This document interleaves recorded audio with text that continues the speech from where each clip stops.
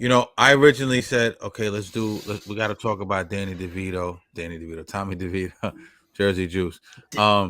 But Q brought this subject into the thread, and I thought this as soon as he brought it in, I said, oh, spot on, let's do this. Mm-hmm. And he said we should talk about, Tyrod Taylor supposedly is working his way back.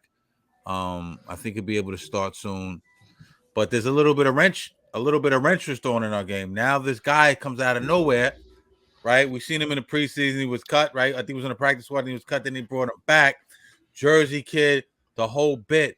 Tommy DeVito, he's kind of developing into this. I don't know if he's a starting NFL quarterback, but at the very bare minimum, he's a good story so far. Right. Mm-hmm. I want to play this other clip. It's from Mark Canaro of the New York Post, and he's talking about Danny DeVito. Then I want to come back. I'm going to get my 2 cents. Danny DeVito. No, we don't shine shoes anymore. We don't shine shoes. This is drunk sports talk, ladies and gentlemen. We don't shine shoes. We've been away a long time, man. Maybe you haven't heard. We don't shine shoes. What's the matter with you? I'm just breaking your balls. You don't sound like you. Sometimes you sound like you're serious. We allowed to make mistakes out here. Shine. That's what Daniel Jones is saying. Now go get your fucking shine box. Oh wow. But you know what I mean? Funny how? Funny like a clown? Do I amuse you? I fucking amuse you, huh? Tell me I'm funny. Tell me.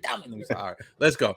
Let me play this clip and then we'll get it. I want to give my 2 cents and then we'll talk about Tommy DeVito. Here we go. Tommy. Believe that he can be an NFL quarterback. Well, I would say this, having done several columns on him in recent weeks, Tommy DeVito believed he was an NFL quarterback before he took a snap. This is a pretty confident dude, and I'm sure we've all read about it in mine stories and many of my colleagues' stories. This is a pretty confident kid, not in an arrogant way, but he believes in himself, and you have to at this level.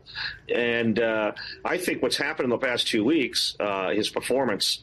Throwing 3 touchdown passes against Washington last week, and 1 today, and really commanding the offense. If you look at the early part of this game, the only incompletions he had were 2 or 3 drops that the Giants receivers have. I think that I want to say Hyatt had 1, or actually Wan'Dale Robinson had 1, and Sterling Shepard had 1, and I think Hyatt had 1 too. So you have 3 drops in that first half, and so Tommy's doing his job. I think it's going to be. All right, so listen. Before you guys go, I just want to say this, man. Like, this shit came out of left field, right? Jones goes down, Danny Dimes. It should be fucking Tommy Dimes now. Daniel goes down, Danny goes down.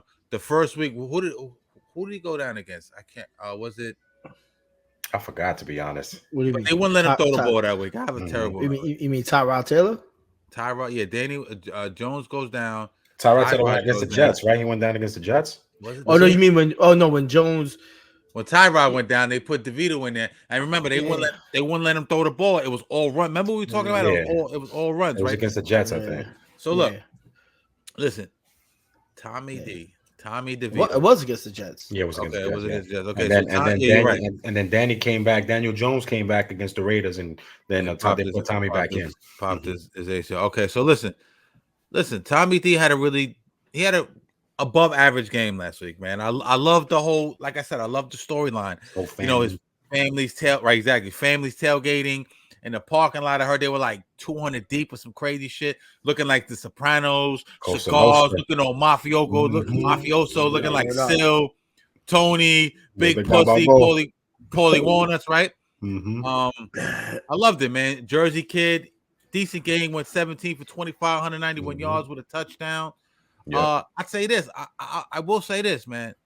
I know they paying Daniel the bag, but the ball. I know the offensive line. I know we got sacked a bunch of times, but the ball moves decent with DeVito behind center, man.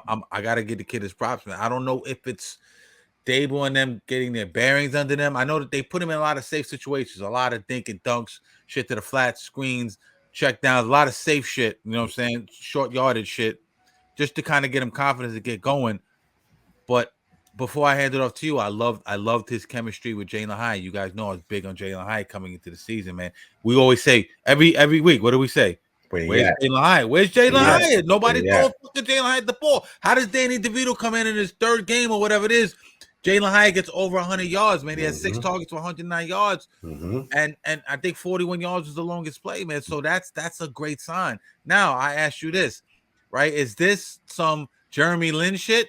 You know what I mean? Like where he's just hype and eventually he's gonna come back down to earth. Or are we watching a local kid, a 3rd round Tom Brady, out of the blue, phenomenon start to develop, man? Q, I'm gonna go with you first. Do you think Tyrod Taylor should start over Danny DeVito when he comes back, or should we continue to evaluate the Jersey Juice kid and keep DeVito in the game? Your thoughts? Come on. I personally don't think so. I think we stay with Tommy at this point, because if we don't know who's even going to start next year, we're gonna need to be able to tell if we're gonna have a viable second option. And we already know Tyrod is moving up there. We already seen the stats. We already seen the amount of touchdowns versus interceptions and all that. And Tommy being a rookie, I think he's been doing pretty well. Obviously there's still a lot to see from the kid, man. I'm not putting all my vegetables and fruits all in one basket, but I'm gonna tell you this. You don't eat no vegetables. Stop capping. I'm gonna tell you, shut up. I'm gonna tell you this though. The only reason I feel like they still might play Tyrod is for this one reason, is because and I had to do some research, and I realized, because I was wondering, Tyrod Taylor, his contract is up this year.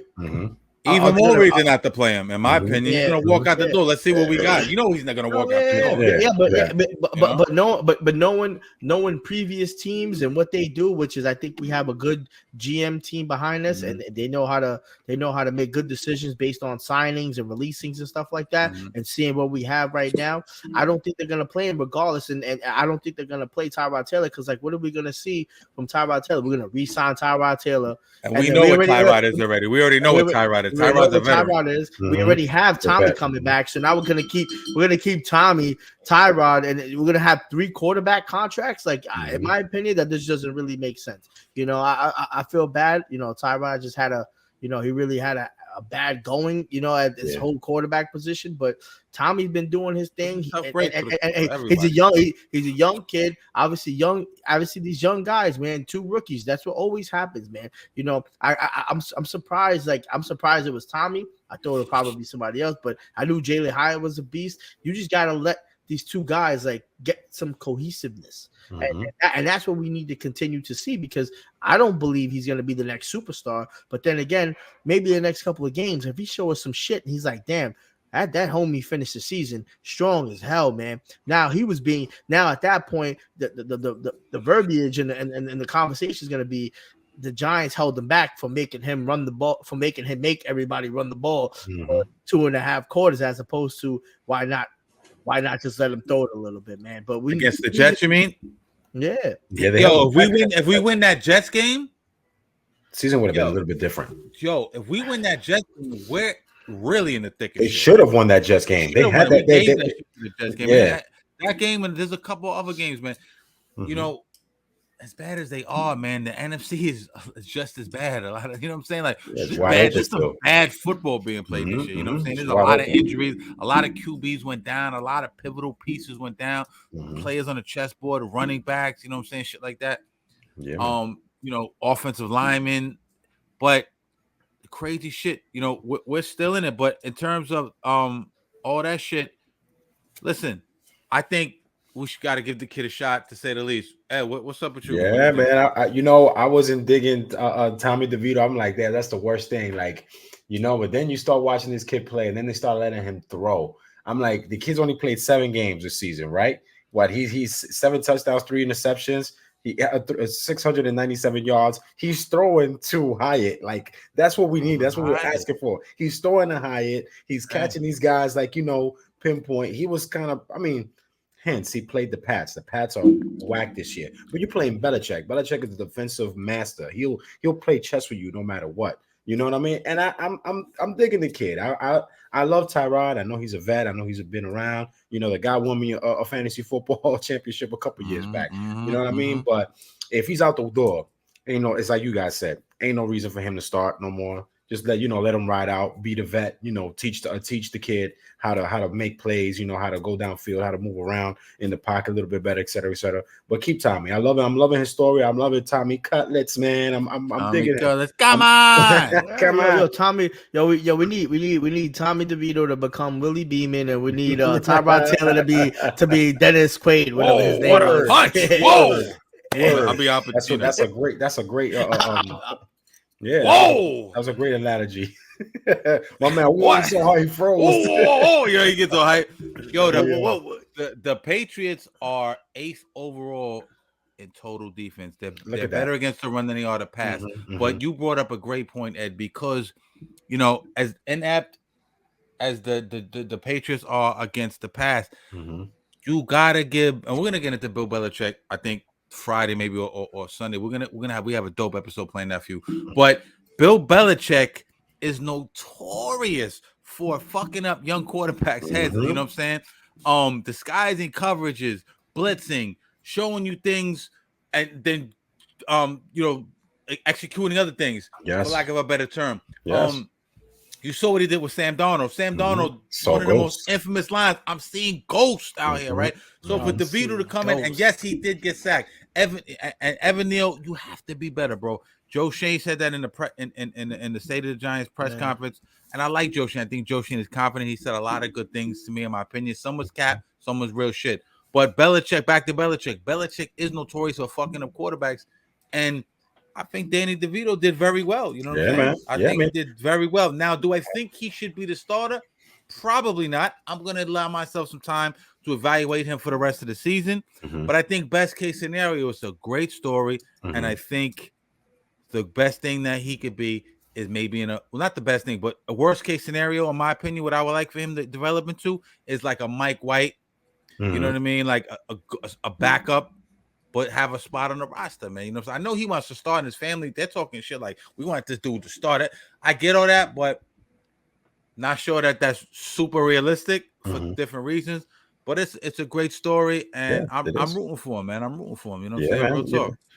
To mix the Giants and Belichick all in together, this was the first Giants win versus the Pats at home since November '87. And Bill Belichick was a defensive coordinator in '87. We got that number. We beat him in the 2 big games. Of course, that's I don't care what neighborhood those 2 games was in. That's where it was at, bro. I don't get that. We run you niggas. We run you. That's why all these. And I'm not a Jet hater. Y'all know that. I'm definitely a Giants fan first. But all the Jets fans are so mad at the Patriots. And they always say, how could you like? I don't like the Patriots. But the niggas say, how do you tolerate the Patriots? Because we whooped on them when it counted. Like, I don't give a fuck about them niggas. Not even on my radar. Don't even bother me. We fucking bust the goat's ass, and probably we stopped the most historic season ever in the NFL in the biggest fucking game. We didn't beat them niggas in week 15 to kill their O, to take their O. We beat them niggas in the dance. In the game of all games. You know what I'm saying? I love that you bring that up because we took their virginity on prom. Facts. Word. Facts. Because shout out to my man Plaque. Shout out to my man Eli. Eli. Shout out to my man David Tyree. Shout out to Antonio Pierce. Shout out to Michael Strahan. You know what I mean? Jeremy Shockey. Let's go. What we talking about? Webster. Like, all them dudes. What we talking about? I love that y'all bring those 2 Super Bowls, especially that Super Bowl 42, because nobody gave us a shot, bro. I remember people talking so much crap. I gave us a shot, but I gave us a shot too. I was like, the way we almost won in that last week against them, if we've seen them in the Super Bowl, I was very telling. Yeah, because we were getting the Brady that game. Exactly. One thing I took out of that game, and I remember that game very vividly. We were getting to Brady. Yes. And that front seven was getting to Brady. If you remember, nobody was getting to Brady that whole season. Everybody was like, he's being protected more than any quarterback of all time. I forgot the stat line and everything. And I'm like, we getting to him. And then what like in the 3rd play, 4th play of the Super Bowl, what we did? Sack. And after that, it was a field day for us. I was like, we winning. We was getting them. Goosebumps, man. I knew he was gonna. I knew he was gonna win that game, man. Yeah, we was killing Brady. We was on that nigga neck. You know, even that rookie had a sack on him. Alfred, I'll never forget though. His rookie season. Yeah, Alfred. He wound up going to the Redskins or whatever. Yeah, never heard from him since. But I was like, I he had a couple good years in Washington. I forgot where he went after that. Yeah, that was a. Once you leave the Giants or the Jets, I check in on you, but Yeah. You know, I'm so locked in on my niggas and shit. You know what I'm saying? So, word up. Listen, man, better days for the Giants